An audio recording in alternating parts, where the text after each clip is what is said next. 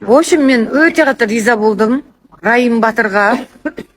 Шынымен жігіт сүйсе алады деген сол Еркес Махан бар ғой, на то пошло. Кейбір 97-лерден жас көрінеді, әңгіме жаста емес, жалпы. Қайталап айтамын, жігіт сүйсе алады. Райымға риза болдым десең, Ерке молодец. Вообще, махаббат ештеңеге қарамайды ғой. Бақыт тілеймін, күшті жұпсыздар. Өте қатты риза болдым. Сайсыздар, кім не десе де. Жалпы енді біраз нәрсе жазылады. Маған мысалы Арсенге тұрмысқа шыққан кезінде бір қатындар өліп қалсын деген. Так что ондайдың талайын еститін шығарсыздар. Но берілмеңіздер до конца. Давайте. Алға деп қояды дейді. Бұнымен мен андай жас жігіт сындырып алыңдар деп үгіт насихат жүргізіп жатқан жоқпын. Жалпы қолдап жатыр.